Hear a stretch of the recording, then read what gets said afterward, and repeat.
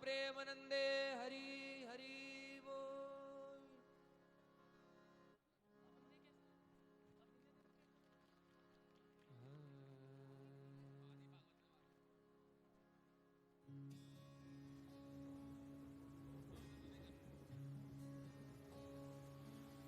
श्रीभगवानुवाच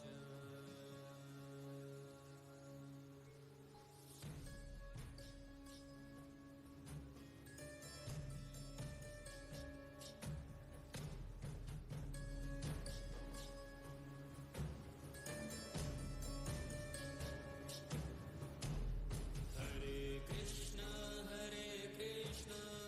कृष्ण कृष्ण हरे हरे, हरे राम राम राम हरे हरे। अहमेवासमेवाग्रे नान्यद्यच्चत्परम् पश्चादहं यदेतच्च यो वशिष्येत सोऽस्म्यहम्। हरे कृष्ण कृष्ण कृष्ण हरे हरे, हरे राम राम राम हरे हरे। प्रीतेर्थं यत् प्रतीयेत न प्रतीयेत चात्मनि तद्विद्यात्मनो मायां यथा भासो यथा तमः। हरे कृष्ण कृष्ण कृष्ण हरे हरे, हरे राम राम राम हरे हरे। यथा महन्ति भूतानि भूतेषु च वचेष्वनु प्रविष्टान्यप्रविष्टानि तथा तेषु न तेष्वहम्। हरे कृष्ण कृष्ण कृष्ण हरे हरे।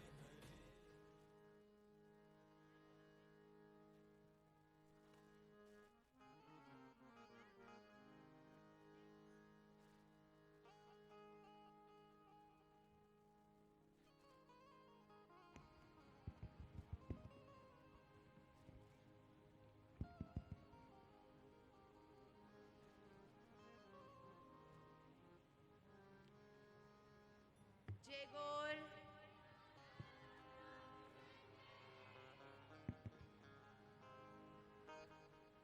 जय गौर श्री राधा रमणो विजयते। वंदेहम श्री गुरौ श्रीयुतपदकमलं श्रीगुरुन् वैष्णवांश्च श्रीरूपं साग्रजातं सहगण रघुनाथान्वितं तं सजीवम् साद्वैतं सावधूतं परिजनसहितं कृष्णचैतन्यदेवं श्रीराधाकृष्णपादान् सहगणललिता श्रीविशाखान्वितांश्च श्रीकृष्णचैतन्यप्रभुनित्यानन्द श्री अद्वैत गदाधर श्रीवासादि गौरभक्तवृन्द। हरे कृष्णा कृष्णा कृष्णा हरे हरे, हरे राम राम राम हरे हरे। सभी हाथ उठा के कहिए हरे कृष्णा।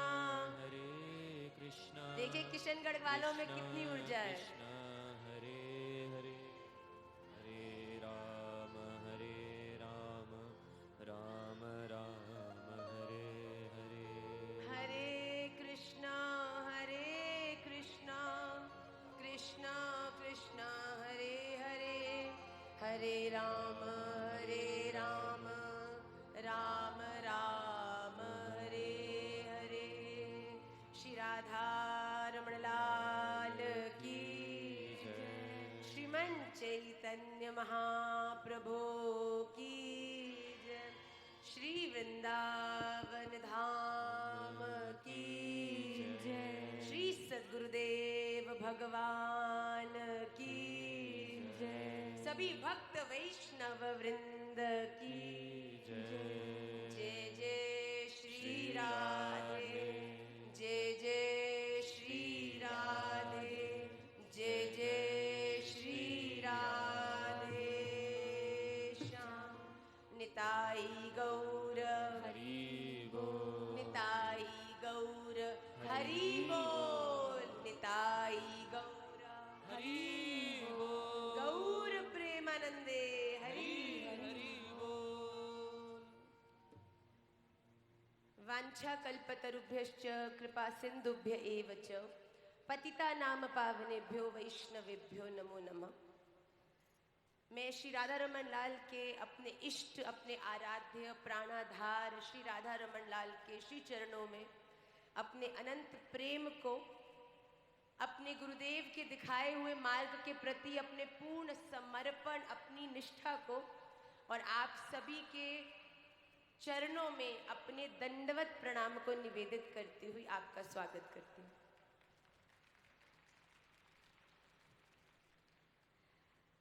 मैं बहुत ज़्यादा धन्यवाद व्यक्त करती हूँ। देखिए, एक डॉक्टर के का जीवन तब सफल है जब वो अपने जीवन में ज़्यादा से ज़्यादा मरीजों को स्वस्थ कर दे।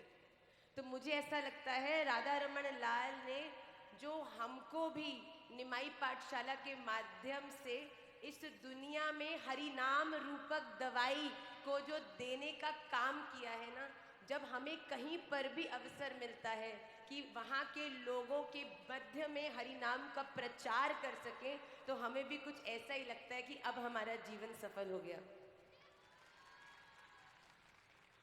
उसके लिए मैं मैया को, बाबूजी को, संपूर्ण परिवार को बहुत बहुत धन्यवाद देती हूँ, क्योंकि हमको बुलाना इनके लिए शोभा की बात नहीं, बट हमको सेवा का अवसर देना राधा रमन लाल का हम पे कृपा होने का प्रमाण है।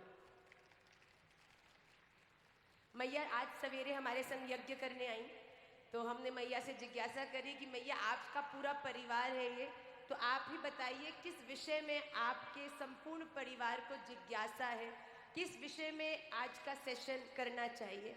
तो मैया ने बड़ी प्यारी बात कही, देखो जो भगवान का होता है ना, उसे हर रूप में केवल भगवान से ही कैसे संबंध और प्रगाढ़ हो जाए, इसी में रुचि होती है।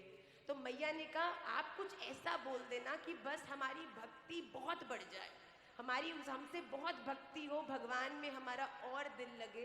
तो जैसा कि मैया ने आज्ञा करी, तो आज का जो सेशन का टॉपिक है वो भी हमने बिल्कुल वैसा ही लिया है, जिसमें भक्ति को सर्वोपरि ले जाने वाले भक्त शिरोमणि भक्त प्रहलाद जी को ने जो अपने पिता हिरण्यकशिपु को बताया। श्रीमद् भागवत महापुराण के सप्तम स्कंद में जहां नरसिंह भगवान का चरित्र आता है, उसके मध्य में भक्त प्रहलाद पर क्रोधित होकर जब हिरण्यकशिपु ने कहा, ये बताओ कि ये क्या तुम हर समय नारायण नारायण नारायण करते रहते हो, इसका क्या लाभ है, क्या होने वाला है इससे। तो उस समय श्रीमद् भागवत महापुराण के अंतर्गत भक्त प्रहलाद ने नवदा भक्ति का ज्ञान अपने पिता हिरण्यकशिपु को दिया है। और ये ज्ञान इतना अनिवार्य है कि सतयुग में हिरण्यकशिपु को दिया गया प्रहलाद जी के माध्यम से, त्रेता में फिर से राम जी ने शबरी जी को भी ये ज्ञान दिया है। उसके बाद तुलसी रामायण जी में भी आरण्य कांड के अंतर्गत तुलसीदास जी ने भी नवदा भक्ति के विषय में लिखा है। इसीलिए भक्ति को और ज्यादा स्ट्रॉन्ग करना है, प्रगाढ़ करना है, उसके लिए हमें पता तो होना चाहिए भक्ति है क्या। आजकल मनमानी चीजें करने को भक्ति का ढक्कन लगा के लोग कहते हैं हम तो भक्ति करते हैं, हम तो बहुत बड़े भक्त हैं। अपने अनुसार भगवान को चलाना भक्ति नहीं है भैया। मैं हाथ जोड़ के आप सबको निवेदन कर दूं, जब जो मन किया, जैसा अपनी मनमानी का व्यवहार किया और फिर बाद में कह दिया भगवान तो केवल प्रेम ही चाहते हैं। अरे भैया, इस दुनिया में भगवान तो चलो बहुत ऊपर की बात है, इस दुनिया में जिससे आप सबसे ज्यादा प्रेम करते हो ना, जिसके लिए आपके दिल में बहुत ज्यादा प्यार और सम्मान है, उसके ऊपर भी अपनी मनमानी चलाने लगो, कुछ समय में प्यार भाग जाएगा भैया।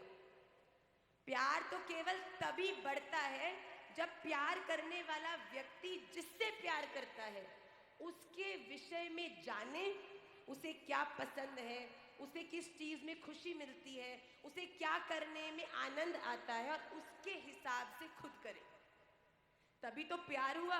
वरना तो भैया अपनी इच्छा को पूरी करने के लिए आई love you I love you I love you कहते जाओ और अपना काम करते जाओ। अरे ये बात तो स्वार्थ की हो गई।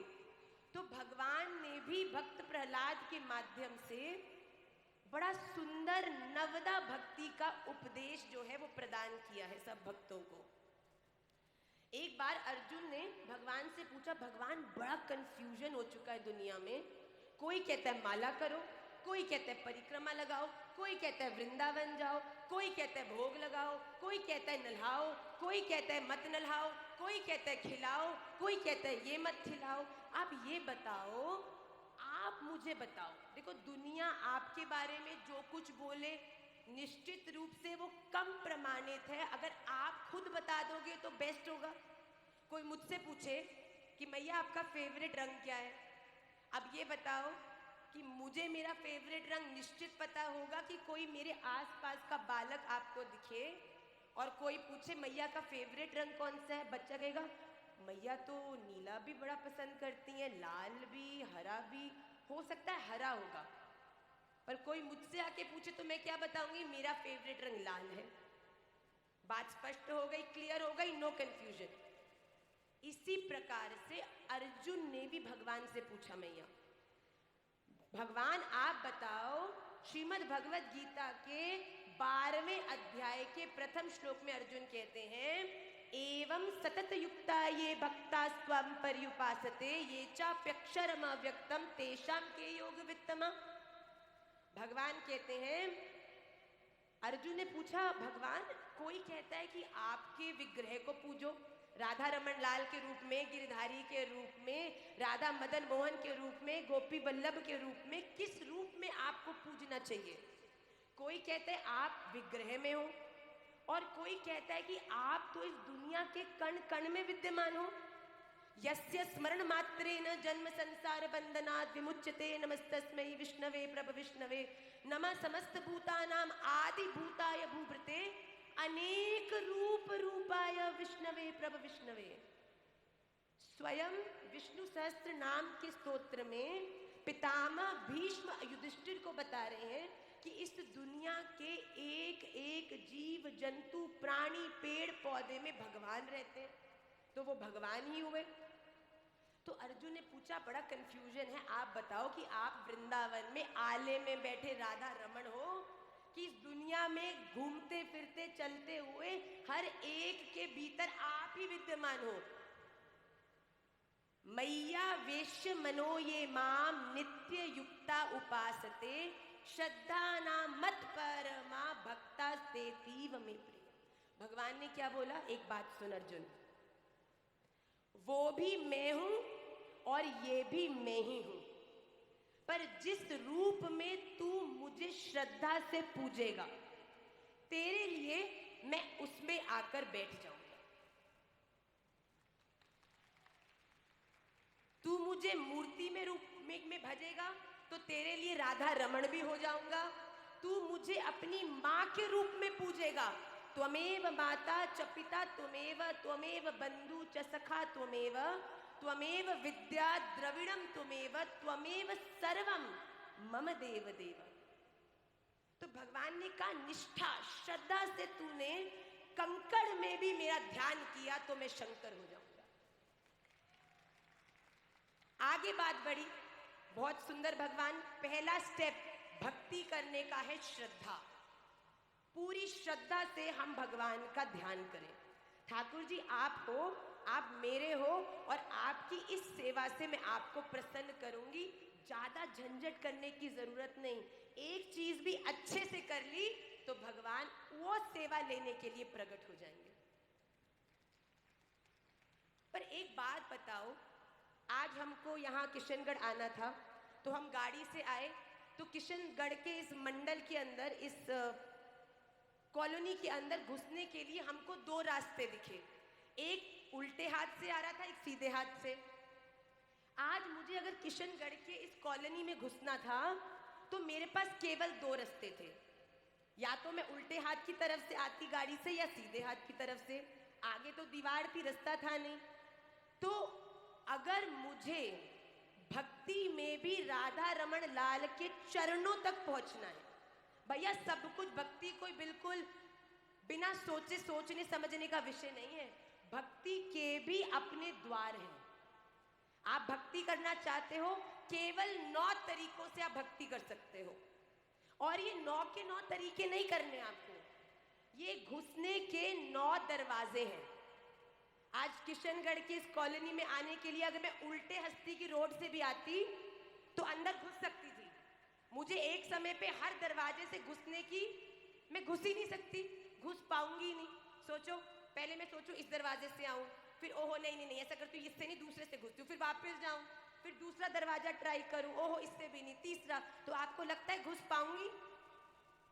पर अगर मैंने एक दरवाजा चुन लिया और उस दरवाजे से मैं अंदर चली गई तो आप सबके दर्शन करने में सफल हो जाऊंगी।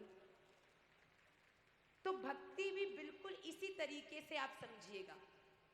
भक्ति में भक्त प्रहलाद ने 9 तरीके बताएंगे, 9 सीढ़ियां नहीं है। जरूरी नहीं है हर व्यक्ति हर चीज करे, एक चीज करे, श्रद्धा से करे, पूरी डेडिकेशन से करे, प्राप्ति हो जाएगी। पहला है, आप सब मेरे पीछे पीछे एक बार बोलिए, श्रवणम कीर्तनम विष्णु। थोड़ा तेज बोलिए, हम 10-15 मिनट ही बोलेंगे, फिर आपके संग कीर्तन करेंगे, पर बात बहुत ज्यादा आपके काम की है। श्रवणम कीर्तनम विष्णु, श्रवणं कीर्तनं विष्णु, स्मरणम पाद सेवनम, स्मरणं पादसेवनम्, अर्चनम वंदनम दास्यम, अर्चनं वन्दनं दास्यं, सख्यम आत्मनिवेदनम।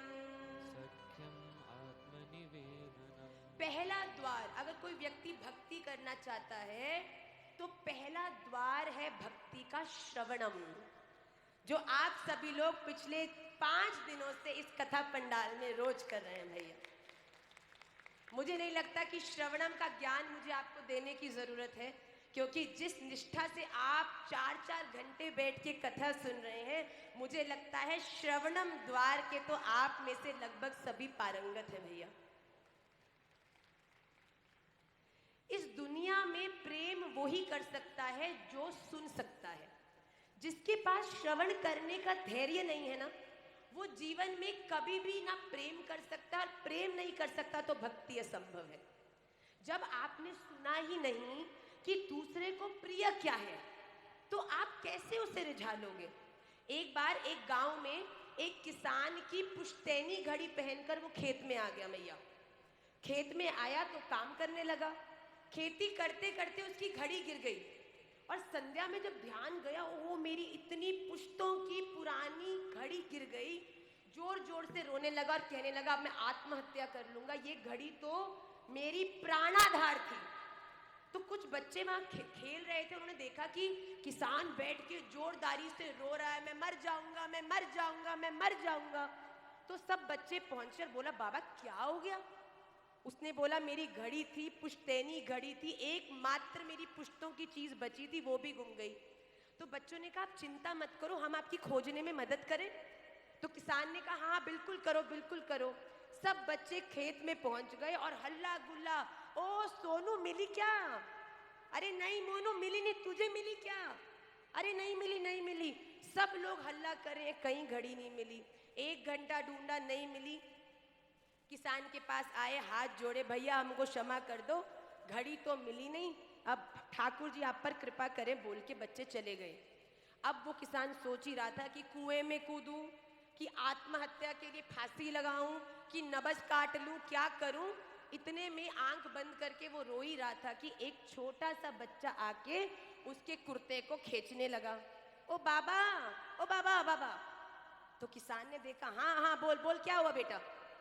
बाबा अगर तुम्हारी अनुमति हो तो क्या मैं दोबारा ट्राई करूं घड़ी ढूंढने का? तो बाबा ने बोला, अच्छा मैंने ढूंढ ली नहीं मिली, 20 बच्चों ने ढूंढ ली नहीं मिली, तू पिद्दी सी जान कहां से ढूंढ के लाएगो भाई? तो बोला ठीक है तेरा मन है, जा ढूंढा। वो छोटा सा बच्चा भीतर गया, 5 मिनट के अंदर मैया घड़ी ढूंढ के ले आया। उस किसान ने घड़ी देखी, नाचने लगा, अरे आज मैं बच गया, मेरा जीवन सफल हो गया, आज तो मैं मर ही जाता अगर ये घड़ी नहीं मिलती। पहले खुशी को पूरा मना लिया, फिर उस बालक से पूछा, अच्छा सुन, ये तो बता कि इतने लोगों ने घड़ी ढूंढी, किसी को नहीं मिली, तुझे कैसे मिल गई? तो उस बालक ने बड़े प्रेम और निश्चल भाव से कहा, बाबा पहले जब सब लोग घड़ी ढूंढ रहे थे ना, तो इतना शोर था कि कुछ सुनाई नहीं दे रहा था। फिर जब सब लोग चले गए और मैं अकेला गया, मैंने अपनी आंखें बंद करी और कानों में कुछ ऊर्जा तेज हुई, तो धीरे धीरे बड़ी धीमी धीमी मुझे आवाज सुनाई दी, टक टक टक टक। कहता वो टक टक आंख बंद करके उस टक टक की ध्वनि को ढूंढता ढूंढता ढूंढता ढूंढता ढूंढता ढूंढता वो ध्वनि तेज होती गई होती गई होती गई, और जैसे ही मैंने आंख खोली वो घड़ी बिल्कुल सामने ही पड़ी थी। हमारे जीवन में भी सास की बातें, बहू का व्यवहार, इधर उधर की बातों का इतना कोलाहल हमने अपने दिल में मचा रखा है कि दिल में रहने वाले राधा रमन लाल कितनी बार हमसे बात करने की कोशिश करते हैं, हम सुन नहीं पाते भैया। पहली चीज अगर भक्ति करनी है ना, तो अपने आप को मन से अकेला करो।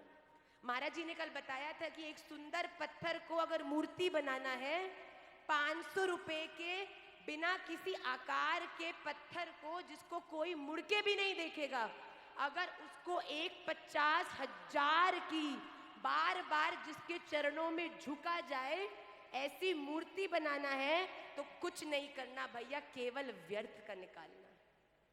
तो हम भी जिस दिन अपने जीवन से ये व्यर्थ की बातें निकाल देंगे ना अपने दिल से, इसने ऐसे बोला, उसने वैसे किया, राधा रमन लाल इसने जो किया, जैसा किया, इसका कर्म था, आप इस पर कृपा करना, मैं तो केवल आपके लिए ही इस दुनिया में आई हूं। तो पहला भक्ति का कौन सा द्वार हुआ भैया? जोर से बोलिए। तो जीवन में जिसने सुनना शुरू कर दिया, उसके संग राधा रमन लाल बोलना भी शुरू कर देंगे। तो पहला हुआ श्रवणम कीर्तनम विष्णु।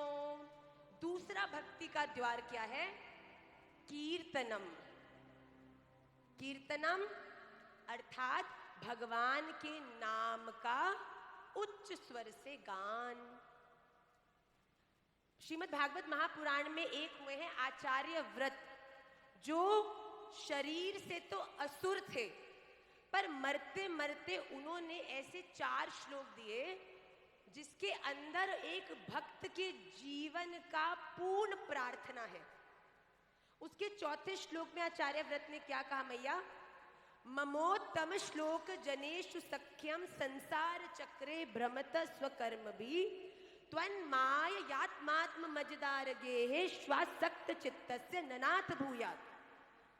उस समय आचार्य व्रत ने कहा कि भगवान देखो, हम तो एक दूसरे को दिल की गहराइयों से जानते हैं, सामने से मैं कितनी भक्त लगूं, सामने से मैं कितना अच्छा व्यवहार करूं, सामने से ऐसा लगे कि इससे बड़ी भक्त तो कोई है ही नहीं, पर अंदर से देखो मैं भी जानती हूं और आप तो जानते ही हैं कि मैं कितने उल्टे काम कर देती हूँ। अनायास दोष दृष्टि बनती है, किसी से क्रोध से बोला जाता है, किसी की पिटाई हो जाती है, किसी के लिए मन में गलत बातें आती हैं, अपराध तो बनता ही है। तो ठाकुर जी मेरी एक प्रार्थना सुनो कि मैंने जैसे कर्म किए हैं ना, उसके हिसाब से आपको मुझे कुछ भी बनाना हो अगले जन्म में बना देना। चींटी बनाना हो, कीड़ा बनाना हो, बिल्ली बनाना हो, चूहा बनाना हो, छिपकली बनाना हो, मछली बनाना हो, कुछ भी बनाना, ये आपकी इच्छा है। जैसे मैंने कर्म किए हैं मुझे उनको भोगने के लिए जैसे आपका मन हो जन्म देना। बस मेरी एक प्रार्थना सुन लो। और वो क्या प्रार्थना है कि हे राधा रमन लाल, चाहे छिपकली बनाना, चाहे चूहा बनाना, चाहे बिल्ली बनाना, चाहे कुत्ता बनाना, चाहे मछली बनाना, पर किसी ऐसे की घर का बनाना जहां पर चाहे मैं बोल नहीं पाऊं पर हर समय हरे कृष्णा कृष्णा कृष्णा हरे हरे, हरे राम राम राम हरे हरे, इस महामंत्र का राधा राधा राधा राधा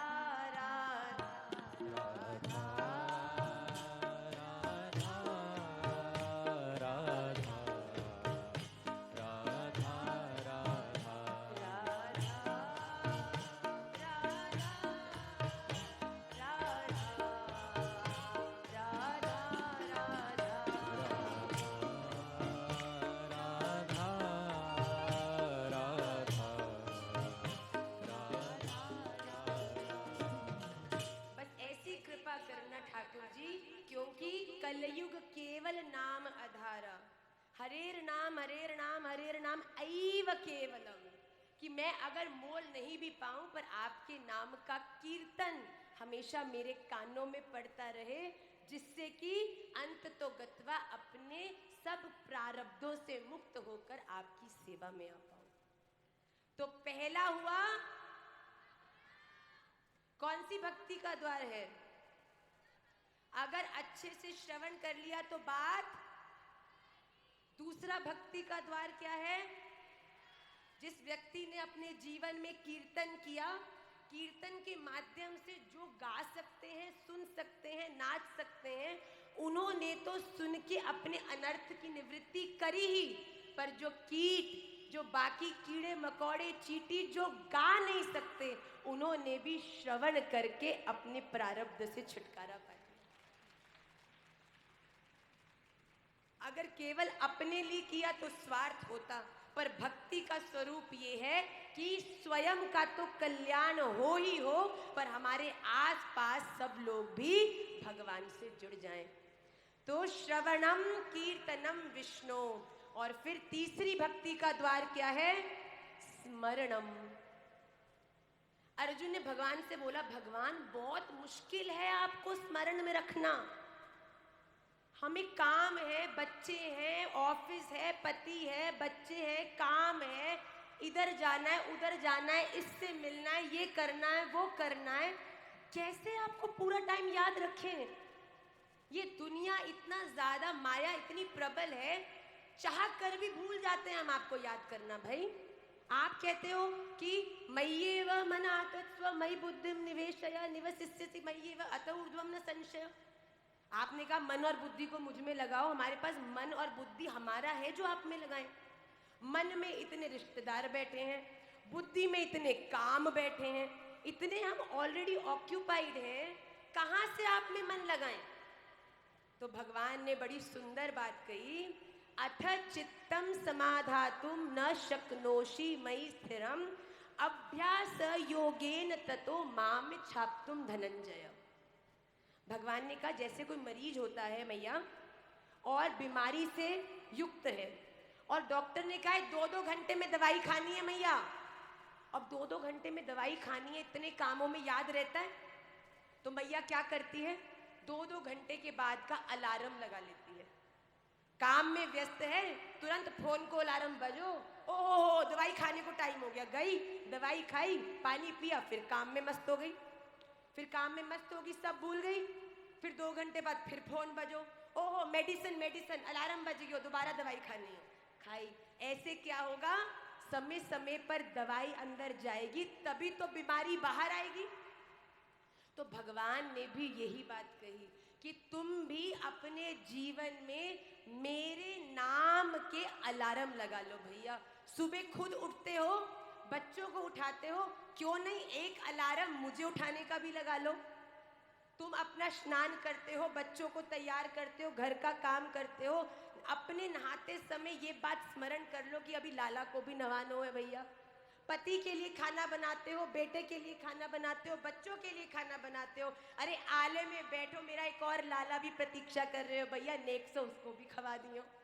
ठाकुर जी कहते कोई बड़ी काम नहीं करने, कोई बड़े बड़े अनुष्ठान तप नहीं करने, केवल अपने जीवन को कुछ ऐसा बना लो ना कि जैसे समय समय पर बच्चा क्या कर रहा है याद आता है, काम पर क्या चल रहा है याद आता है, पत्नी ने घर में क्या बनाया होगा ये याद आता है। बस कुछ इतना इतना हमारे ठाकुर जी को भी याद करने की व्यवस्था बना लीजिए।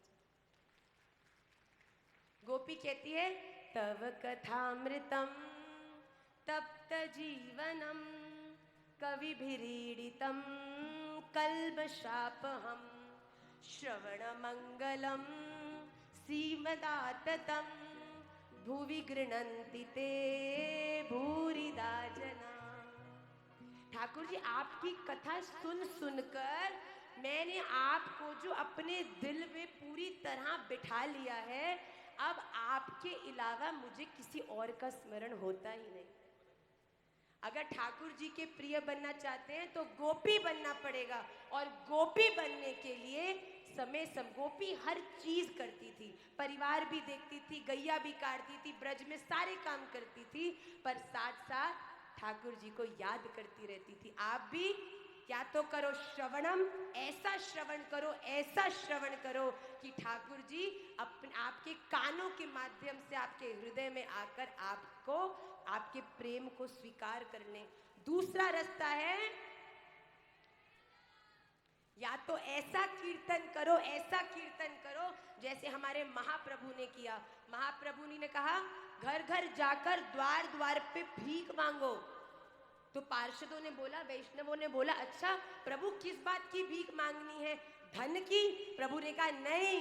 कहते अन्न की? प्रभु कहते नहीं। तो कहते किसकी भीख मांगनी है? तो प्रभु ने कहा द्वार द्वार जाओ और लोगों से कहो भैया तेरे पाँव पड़ूं एक बार हरि बोल, पाँव पड़ो एक बार हरि बोल, ओ मैया तेरे पाँव पड़ूं एक बार हरि बोल, मैया तेरे पाँव पड़ो एक बार हरि बोल। भैया हमारे महाप्रभु जी ने कहा इस दुनिया में सबसे बड़ा अगर कोई धन है तो वो प्रेम धन है, वो राधा नाम धन है। तो भैया या तो श्रवणम या कीर्तनम या स्मरणम।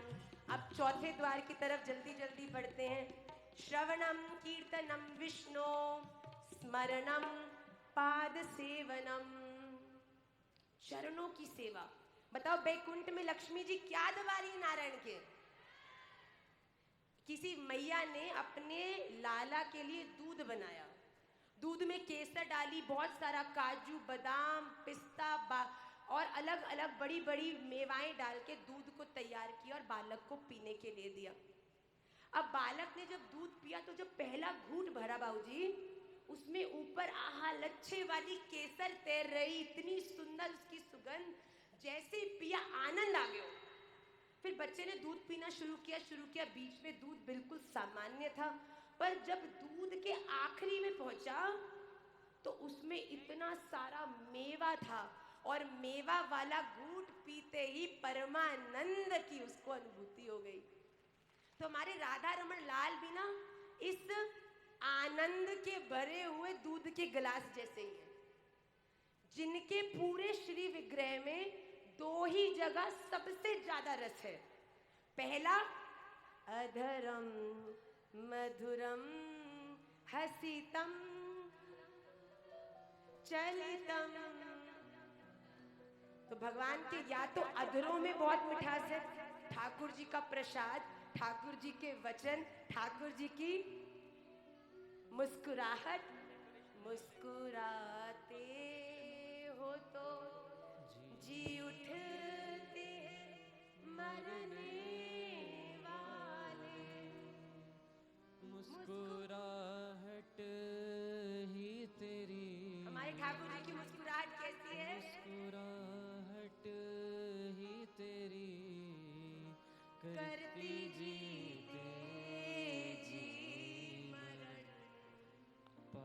या तो ठाकुर जी के अधरों में वो आनंद है भैया, या फिर क्लास के बिल्कुल।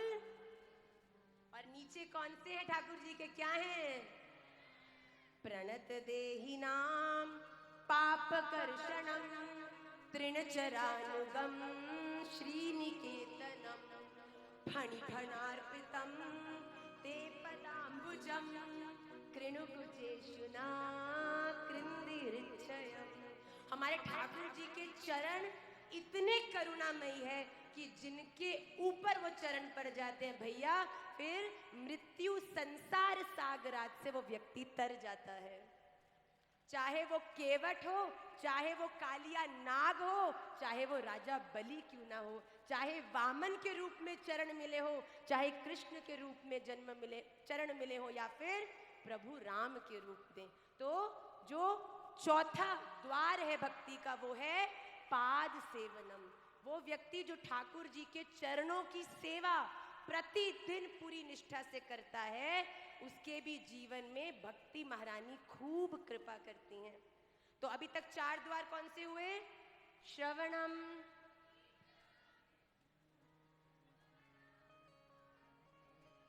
श्रवणम, कीर्तनम विष्णु, स्मरणम, पाद सेवनम। 5वीं भक्ति का द्वार कौन सा है जी? अर्चनम।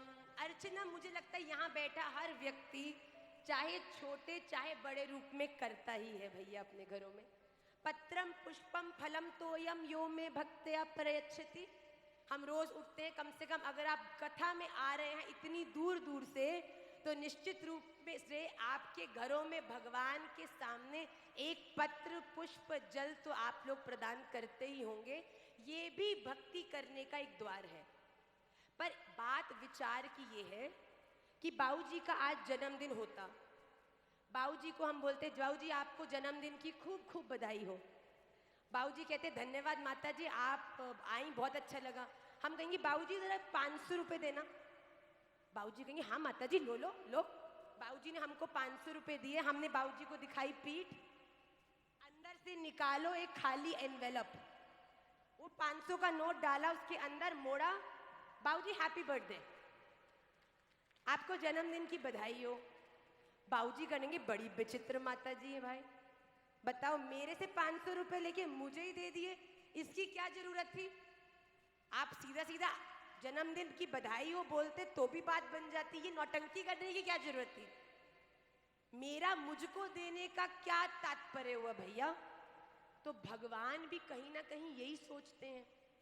हम लोग भगवान को पत्र पुष्प फल ये सब प्रदान करके ये सोचते हैं न जाने हमने भगवान पे कितना बड़ा एहसान किया है।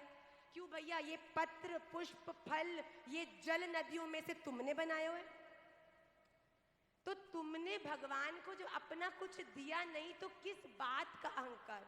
महाराज जी बड़ी सुंदर बात कहते हैं, राधा रमण मंदिर में भगवान रोज नाचते हैं बेटा।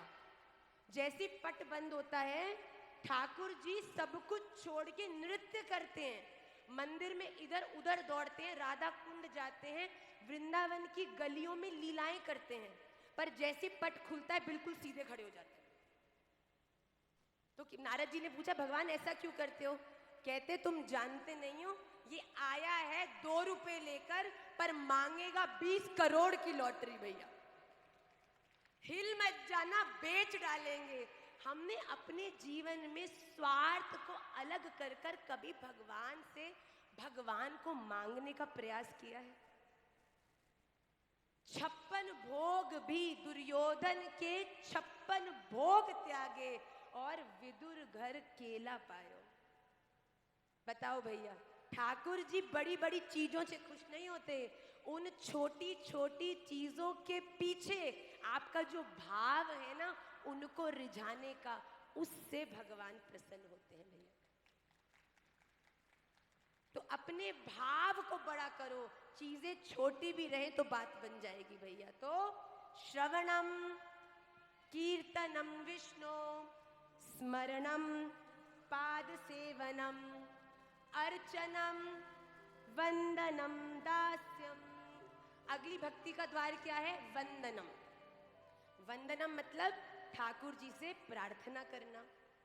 और भैया प्रार्थना का तो अभी आपने एक एग्जाम्पल सुना ही, 2 रुपए लेकर जाओ और 20 करोड़ मांग लो। प्रार्थना करनी क्या है भैया? एक सुनार के घर जाओ, सुनार की दुकान पर जाओ बाबूजी, और वहां से पानी पीकर आ जाओ तो भैया कोई बहुत बड़ा काम करके आए हो। बात तो तब बने सुनार की दुकान पर जाओ और भैया सुंदर सुंदर 2 सोने के कम से कम कुंडल तो लेकर आओ, तभी तो उसकी दुकान में जाने की शोभा बनी तुम्हारी।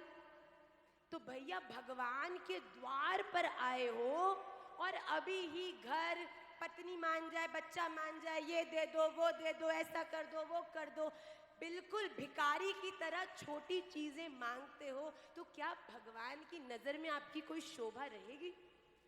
भैया भगवान के द्वार पर आए हो, वो त्रिलोकी को नाथ जिसकी भ्रकुटी के इशारे पर हवा भी चलती है, उसके द्वार पर आए हो। मांगो तो कुछ बड़ा तो मांगो, वो मांगो जो कम से कम जिसके मांगने के बाद दुनिया में फिर कभी कुछ नहीं मांगना पड़े। आचार्य व्रत कहते हैं, भैया बात बहुत लंबी हो जाएगी पर श्लोकों को तो नहीं गाऊंगी, पर आचार्य व्रत ने कहा, हे भगवान आप मुझे ऐसी, मैं आपसे प्रार्थना वंदना करता हूँ कि इस दुनिया में मैं कितना भी व्यस्त हो जाऊं, कुछ भी हो जाऊं, पर मेरा मुंह, कान, आंख, नाक, हाथ, पैर हमेशा आपकी सेवा में लगे रहे। ये प्रार्थना है। हे भगवान, ना धनम ना जन्म ना सुंदरीम कविताम, शिक्षाष्टक के श्लोक में महाप्रभु जी कहते हैं कि भगवान मुझे ये सब नहीं चाहिए, ये सब नहीं भी होगा तो निर्वाह हो जाएगा, पर आपके बिना मैं रह नहीं पाऊंगा। आपका प्रेम, मेरा प्रेम आपके प्रति ऐसा हो जैसे एक पत्नी का पति जब दूर देश चला जाता है ना, तो रोज उसकी तस्वीर को देख के उसे याद करके रोती है, रोली चंदन लगाती है, और एक दिन जब वो वापस आ जाता है तो एक कमरे में वो बैठा हुआ, वो रसोई में काम भी कर रही होती है, फिर भी हमेशा ध्यान उसी में ही फंसा रहता है। भैया ऐसा प्रेम जो हर क्षण केवल अपने प्रिय का ही स्मरण कराए, ये है वंदना। ऐसे व्यक्ति के घर में जन्म दो, ऐसा व्यक्ति के सानिध्य मुझे प्राप्त कराओ जो हर समय आपसे जुड़ा है। आपको क्या लगता है आप कौन हो? क्या आप एक स्त्री हो? क्या आप जया, शिवा, रेणुका, नियति हो? कोई व्यक्ति नियति को यहाँ नियति बुलाता है, घर में गुड़िया बुलाता है, कोई लड्डू बुलाता है, कोई किसी नाम से बुलाता है, तो क्या ये नाम आपकी आइडेंटिटी है? एक दिन चेंज हो जाएगा। मैं रेणुका शर्मा जी या रेणुका गोस्वामी हूँ। बहुत लोग मुझे मैया कहते हैं, कोई गुरु माँ कहते हैं, कोई दीदी कहता है, कोई जीजी कहता है, एक नाम भी नहीं है। क्या ये शरीर मेरी परमानेंट आइडेंटिटी है? नहीं। 70 साल बाद शायद मैं किसी और रूप में जन्म लूं, तो मैं हूं कौन? क्या मैं ब्राह्मण हूं? क्या मैं क्षत्रिय हूं? क्या मैं हमेशा ये थी? नहीं। शायद कुछ कर्म ऐसे किए जो इन वर्णों में हमारा जन्म हुआ। क्या मैं ब्रह्मचारी हूं? क्या मैं गृहस्थ हूं? क्या मैं सन्यासी हूं? नहीं, मैं ब्रह्मचारी भी थी, मैं अब गृहस्थ भी हूं, आगे जाके वानप्रस्थ के रास्ते पे भी चलेंगे। तो मैं हूं कौन? ये शरीर, ये बाल, ये आंख, ये नाक। यहां पर भगवान ने बोला, मैं बताता हूं तू कौन है। गोपी भरतु पद कमलयोर दास दासानुदास। तू ना शरीर है, ना लिंग है, ना कोई भी इस संसार के द्वारा बनाई हुई डिस्क्रिमिनेशन है। तू कौन है? तू मेरा दास है और मैं तेरा स्वामी हूं। ये हमारी परमानेंट आइडेंटिटी। और एक बात बताओ, ऑफिस में अगर बॉस को प्लीज करना है तो क्या करना है? बॉस के द्वारा दिए हुए काम को अच्छे से करना है, तभी स्वामी खुश रहेगा तो दास खुश रहेगा। पर दास कभी अपनी बुद्धि मत लगाए कि स्वामी के दिए हुए काम को तो हम छोड़ दें। भगवान ने दिए बच्चे, भगवान ने दिया परिवार, भगवान ने दिया काम, और हम क्या कहें? हम ये सब छोड़ के जा रहे हैं भक्ति करने। भैया बॉस ऐसी पिटाई करेगो। आजकल ये नया ट्रेंड बना है कि जो भक्ति करते हैं वो संसार में नहीं रह सकते। ये सबसे बड़ी गलत बात है। भगवान हमारे बॉस हैं, हमने चूज नहीं किया इस परिवार में जन्म लेना, हमने चूज नहीं किया किसी की मैया, किसी की दीदी, किसी की बेटी बनना।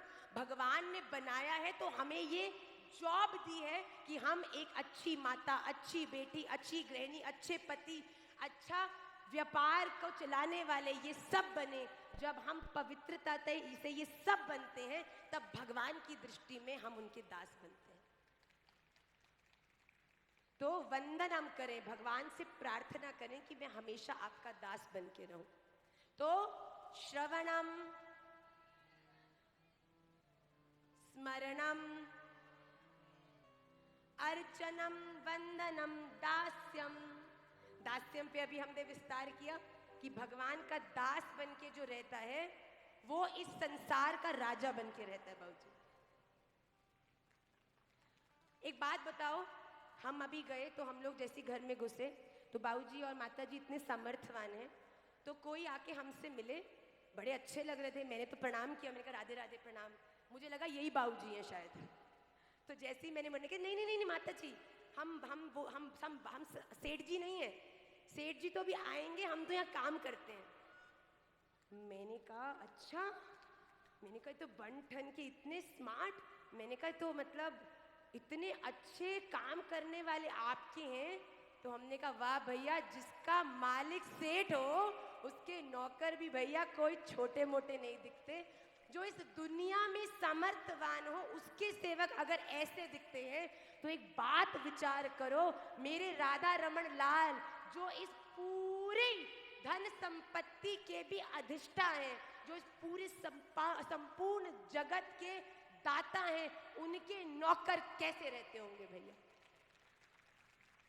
जैसा मालिक वैसा नौकर। इस दुनिया के मालिक बन के, इस दुनिया के नौकर बन के रहोगे या इस दुनिया में लोगों के मालिक बनना चाहोगे तो भैया दशा बड़ी खराबी रहेगी।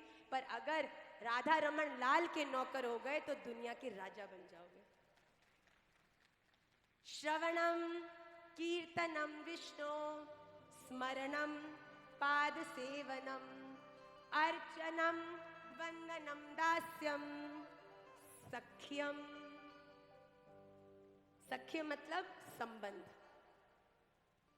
चलो कोई व्यक्ति, हम रोड से जा रहे हैं, हमने देखा कोई रोड पे एक्सीडेंट हुआ है, हमने देखा ओहो बड़ा हो गया, भगवान मैं तो बहुत लेट हो रही हूँ, फ्लाइट उड़ जाएगी, पर भगवान कृपा करना सब ठीक हो, और हम निकल जाते हैं।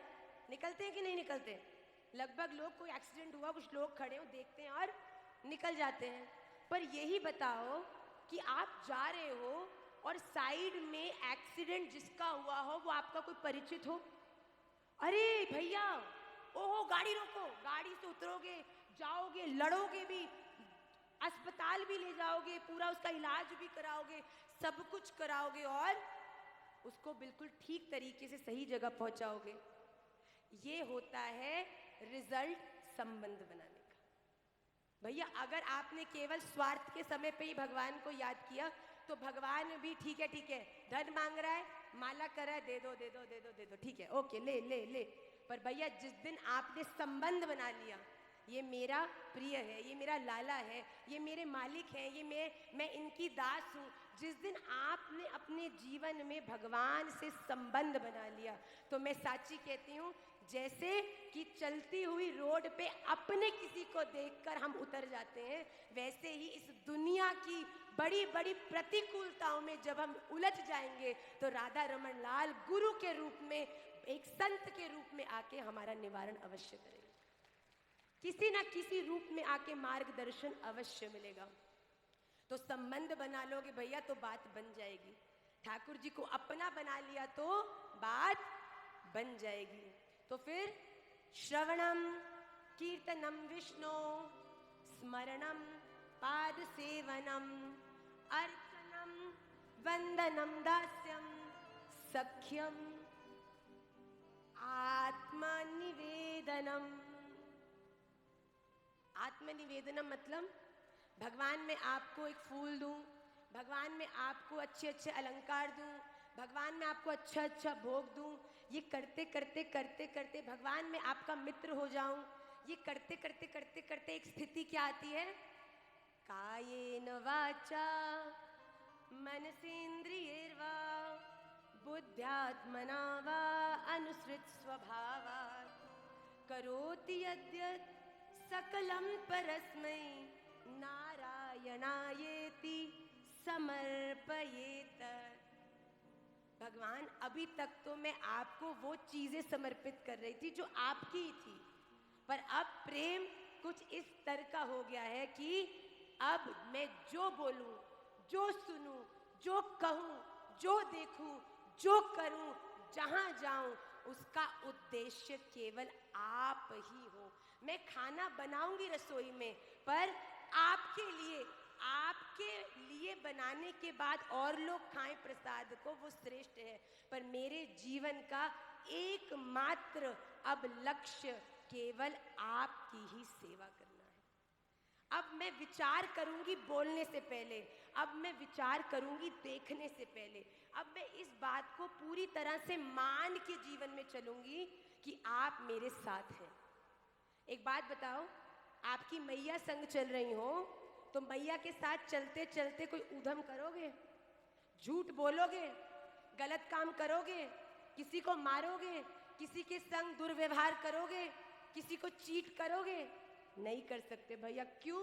मैया देख रही हैं।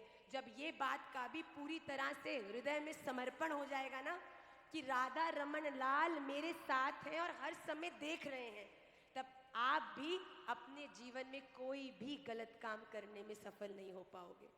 चाहोगे भी तब भी राधा रमन लाल करने नहीं देंगे। इसीलिए अपने जीवन में कोई भी ये 9 जो भक्ति के द्वार हैं, श्रवणम कीर्तनम विष्णु, स्मरणम पाद सेवनम, अर्चनम वंदनम दास्यम, सख्यम आत्मनिवेदनम, इन 9 में से भी कोई एक द्वार के भीतर आप घुस जाइए भैया। अगर आप घुस गए और मन में पूरी श्रद्धा और निष्ठा हुई तो मैं साची कहती हूँ, उस द्वार के भीतर आप जैसे ही घुसोगे ना तो सामने आपको राधा रमन लाल नहीं मिलेंगे। आप ढूंढोगे भी मंदिर में तो नहीं दिखेंगे भैया, क्योंकि जैसे आप मुड़ोगे आपके पीछे आपको आलिंगन करने के लिए खड़े होंगे। विश्वास करके तो देखो, प्रयास करके तो देखो। हमारे राधा रमन लाल को कोई इतना भी कहता है ना कि ठाकुर शायद हमको तुमसे प्रेम हो गया है, हमारे राधा रमन लाल उच्च स्वर से उसको कहते हैं कि मैं भी तेरा ही हूं भैया, I love you too. Thakur ji जोर जोर से अपने जीवन में हमारे वो अनुभूत करा देते हैं। इसीलिए आप सबके चरणों में भी केवल यही प्रार्थना है, सब कुछ करते चलो, हर काम करो, हर संबंध को निभाओ। भगवान की भक्ति ये कभी नहीं कहती कि ये छोड़ो, वो छोड़ो, ये छोड़ो, वो छोड़ो, ये मत करो, वो मत करो। भगवान से अगर प्रेम करते हो ना तो सच्चे दिल से बस भगवान को जोड़ लो, जो चीजें अनावश्यक होंगी अपने आप छूट जाएंगी। प्रयास ये नहीं, ये नहीं, ये नहीं, ये नहीं पर नहीं करना है। प्रयास ये करना है कि राधा रमन लाल मेरे हो जाएं, बाकी सारा जीवन सफल है। इसी के संग हम आज के इस नवदा भक्ति के सत्र को यहीं विश्राम करते हैं। श्रवणम कीर्तनम विष्णु, स्मरणम पाद सेवनम, अर्चनम वंदनम दास्यम, सख्यम आत्मनिवेदनम। इसके संग मैं मैया को दोबारा से पूरे परिवार को धन्यवाद व्यक्त करती हूँ कि ये अवसर दिया हमको और ये भक्ति के जो 9 द्वार हैं इसके विषय में हम कुछ चर्चा कर पाए। जैसे कि महाराज जी भी आने वाले हैं और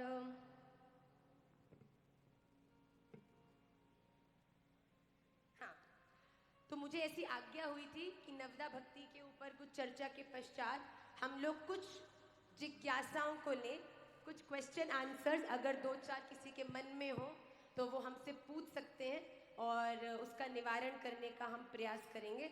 एक माइक दे दिया जाए, मैया को कुछ पूछना है।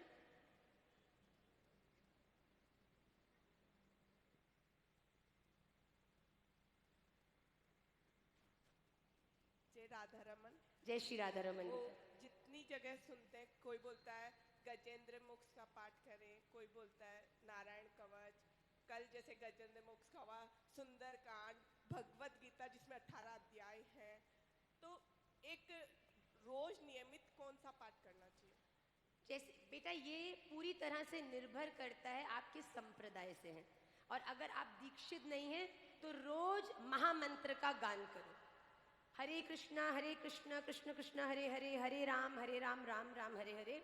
और जैसा कि महाराज जी ने हमको भी, जब हमारा विवाह हुआ था तब हम दीक्षित नहीं थे, तो महाराज जी ने हमें 2 चीजें कंठस्थ करने को कही थी। पहली चीज, क्योंकि कलयुग केवल नाम आधारा, कलयुग के अंदर भगवान राम के पास भी इतनी पावर नहीं है हमारे पापों को मिटाने की जितनी प्रभु राम के केवल नाम में है। तो अगर आपने भगवान के नाम का आश्रय लिया, विष्णु सहस्त्र नाम स्तोत्र, विश्वम विष्णुर्वषट्कारो भूत भव्य भवत प्रभु भूतकृत भूत भावो भूतात्मा भूत भावना भूतात्मा परमात्मा च मुक्तानां परमागति अव्यय पुरुष साक्षी क्षेत्रज्ञोशर एव च योगो योग विदाम नेता प्रधान पुरुषेश्वर नारसिंह वपु श्रीमान केशव पुरुषोत्तम सर्व सर्व शिवस्थानुर्भूतादिर्निरव्यय संभवो भावनो भर्ता प्रभव प्रभुरीश्वर स्वयंभू शंभुरादित्य पुष्कराक्षो मास्वना अनादि निधनो दाता विदादा धातुरुत्तम। इस प्रकार भगवान के 1000 नाम युधिष्ठिर जी द्वारा, पितामह भीष्म द्वारा युधिष्ठिर को दिए गए हैं। तो अगर आप मुझसे पूछेंगे तो 2 चीजें हर वैष्णव को रोज करनी चाहिए। पहली, विष्णु सहस्त्र नाम स्तोत्र, भगवान के 1000 नाम रोज आपको बोलने चाहिए। और दूसरा, नारायण कवच। नारायण कवच इतना पावरफुल है कि जब आप नारायण कवच का गान करते हैं तो आपकी जो मनस्थिति है वो बड़ी दृढ़ हो जाती है। फिर आपको से कवच होता है ना, लोगों की बातें, दूसरों की नेगेटिव ऑरा आपको इफेक्ट नहीं करता। तो पहली चीज अपने आप को पक्का कर लो। दूसरी चीज, जिसको सुन के भगवान खुश होते हैं उसका गान कर दो, तो भगवान प्रभु दौड़े चले आए। हाँ जी, गीता अध्ययन करनी हूँ, कंठस्थ करने की कोशिश कर। कल आपकी निमई पाठशाला में 13वां अध्याय जी जो करना ही था मुझे, वाह। किए 5 श्लोक। ओम नमो भगवते वासुदेवाय का मैं कर सकती हूँ जब? जी, इसको आप उच्च स्वर से नहीं कर सकते, कंठ मन में, मतलब पर ये माला के रूप में, माला के रूप में मौन होकर आप कर सकते हैं। और जिनसे आपका गुरु भाव है उनसे, गुरु दक्षिणा नहीं ली, ठाकुर जी कोई गुरु, तो अभी के लिए आप महामंत्र का ही आश्रय लो, क्योंकि जब तक गुरु आज्ञा नहीं हो तो इस मंत्र का आपको मौन रूप से भी बचपन से इसी श्लोक में, जैसे भक्त प्रहलाद बहुत छोटी थी, कथा सुनने गई माता पिता के साथ, तब ऐसे एक भक्त प्रहलाद ने इसी के द्वारा वो, तो फिर वो बस उसी का ही जप किया है। हानि पर आप भक्त प्रहलाद ने को भी नारद जी ने गर्भ में ही दीक्षा दे दी थी। अच्छा जी, तभी तो उनके भी जीवन में भक्ति आई ना, वरना असुरों के घर में भक्त कहाँ से आ गए?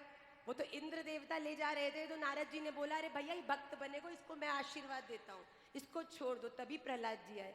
तो गुरुदेव का होना बड़ा अनिवार्य है। तो अभी आप महामंत्र का ही गान करो, और फिर जो वैदिक मंत्र हैं जो उनका आप उनमें प्रवेश गुरु आज्ञा के बाद, तभी वो अपना रिजल्ट भी देते हैं।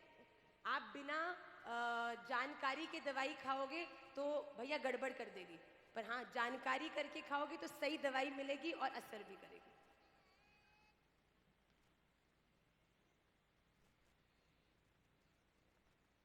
करण, लोगों को देखो, मुझे नहीं।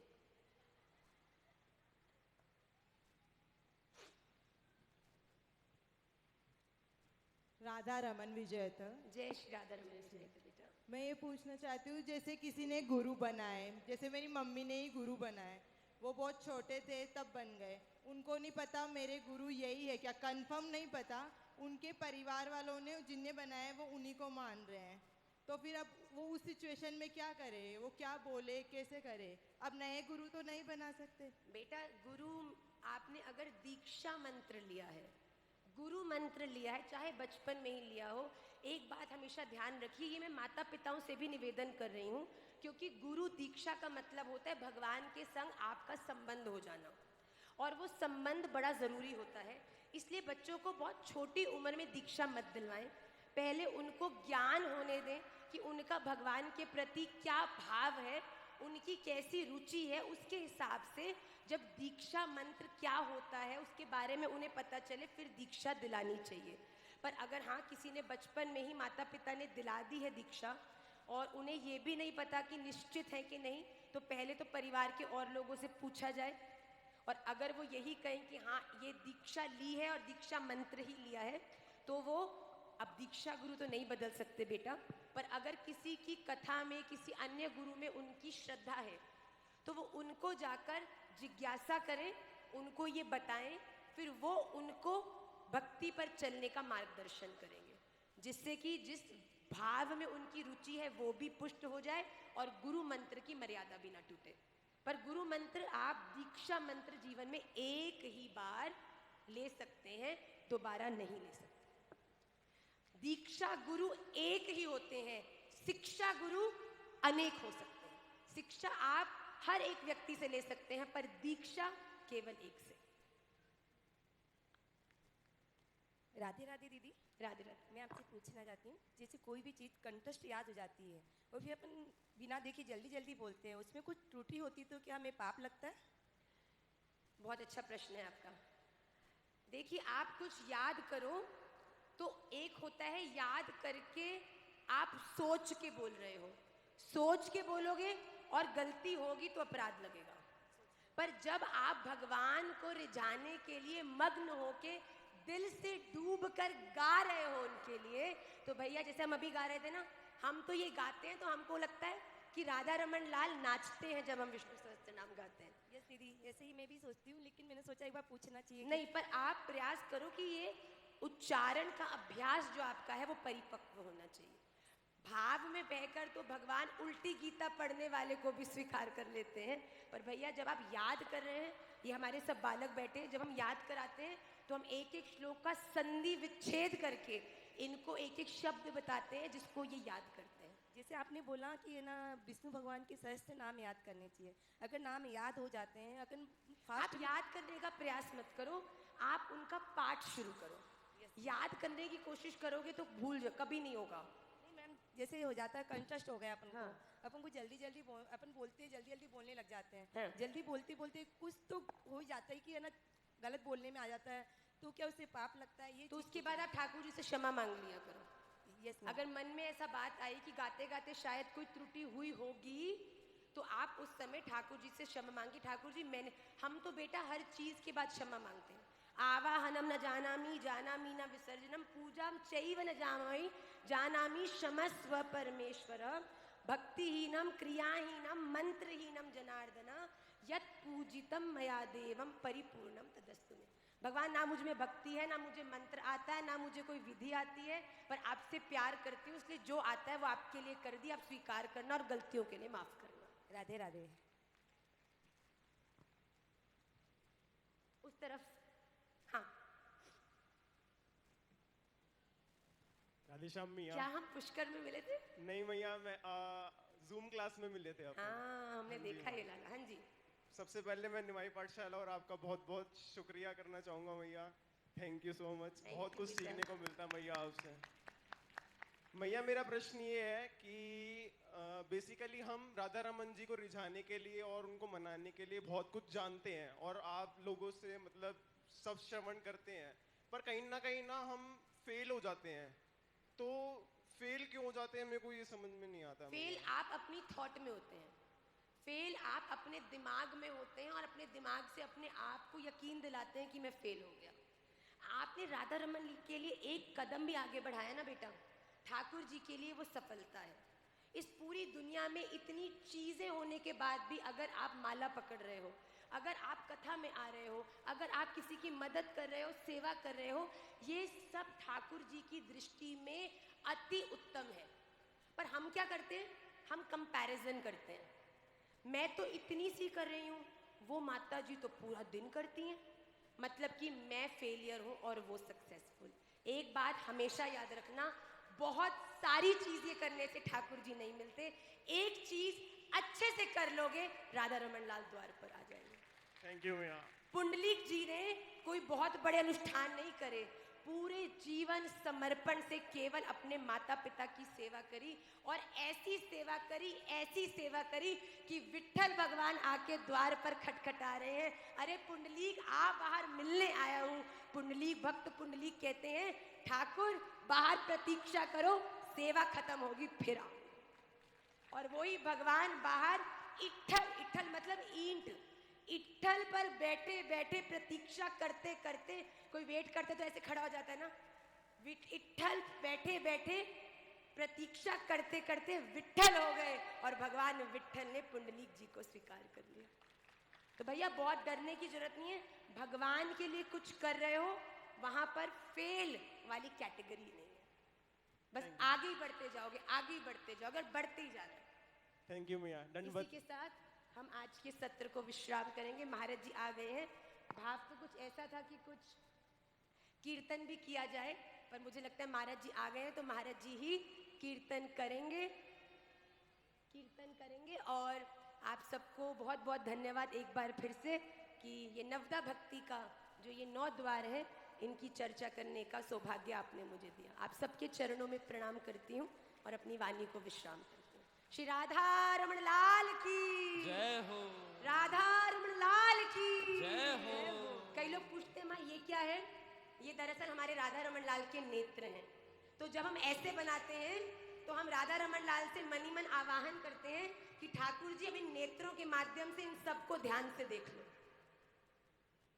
अब ठाकुर जी ने आप सब पर अपनी दृष्टि डाल दी है तो आपको निश्चित रूप से पहचान भी लेंगे और स्वीकार भी कर लेंगे।